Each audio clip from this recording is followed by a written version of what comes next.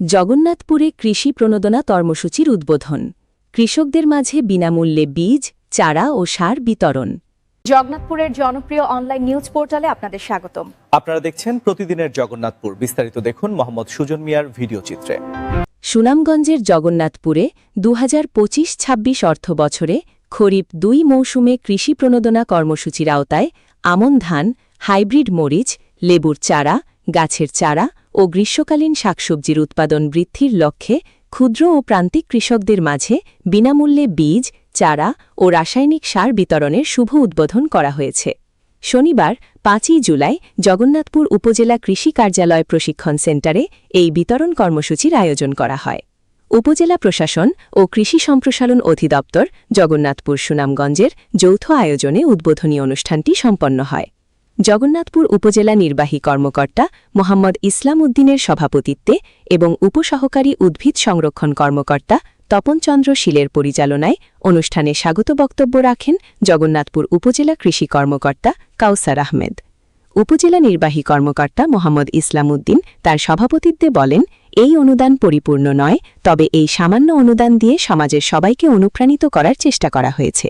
তিনি আরও উল্লেখ করেন, কৃষি সমৃদ্ধ বাংলাদেশই আসলে সুখী সমৃদ্ধ বাংলাদেশ।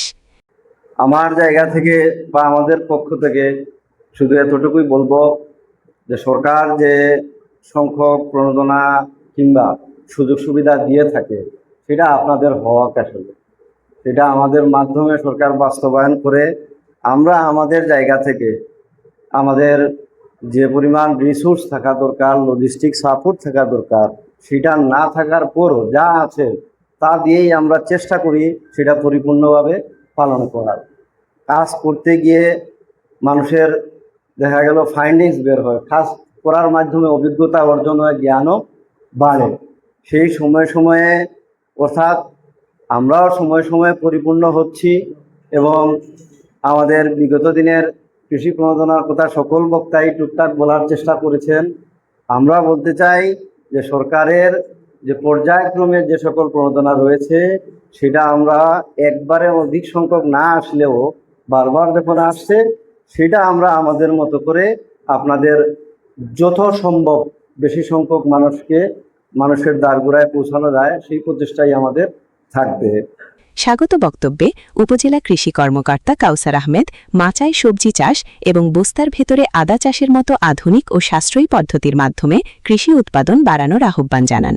একই সাথে চাষাবাদী কৃষি কার্যালয় থেকে সার্বিক সহযোগিতা করার প্রত্যয় ব্যক্ত করেন। আমরা দেখেছি সেটার মূল উদ্দেশ্য হচ্ছে আমাদের কিছু প্রণোদনা কর্মসূচি এসেছে। আমরা এখানে 5 ধরনের কর্মসূচি আছে, আমি একটু করে বলি।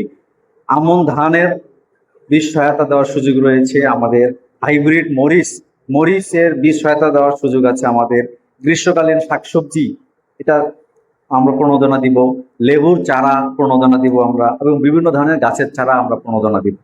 তো আজকে আমাদের শুধু আমরা আমন ধানের বীজ এবং সার এটা দিয়ে আমরা শুরু করতেছি, কারণ এটা একটা উপযুক্ত সময়, এটা আমরা এখনই দিয়ে দিচ্ছি এই জন্য। আর বাকি কার্যক্রমগুলো আমরা আরো সপ্তাহ 10 দিন সময় লাগবে। অতদিন আমরা এই জন্য আমনটা রাখি নেই হ্যাঙ্গিং করে, এটা আমরা দ্রুত দিয়ে দিচ্ছি। অনুষ্ঠানে অতিথিদের মধ্যে বক্তব্য রাখেন উপজেলা বিএনপির আহ্বায়ক আবু হুরাইরা ছাদ, সুনামগঞ্জ জেলা বিএনপির আহ্বায়ক কমিটির সদস্য মোহাম্মদ আব্দুল মুকিদ, 1 নং কলকলিয়া ইউনিয়ন পরিষদের চেয়ারম্যান মোহাম্মদ রফিক মিয়া, পৌর বিএনপির আহ্বায়ক সালাহুদ্দিন মিঠু, জগন্নাথপুর উপজেলা বিএনপির যুগ্ম আহ্বায়ক আব্দুস সোব্বান এবং পৌর বিএনপির যুগ্ম আহ্বায়ক শামসুল হক। কৃষকদের পক্ষ থেকে অনুষ্ঠানে বক্তব্য রাখেন আলতাব আলী। সভার শুরুতে পবিত্র কোরআন থেকে তেলাওয়াত করেন কৃষক মুজিবুর রহমান। উপজেলা কৃষি অফিস কর্তৃক বাস্তবায়িত এই প্রণোদনা কর্মসূচির আওতায় উপজেলার মোট 2400 জন ক্ষুদ্র ও প্রান্তিক কৃষক বিভিন্ন ক্যাটাগরিতে এই সুবিধা পাচ্ছেন।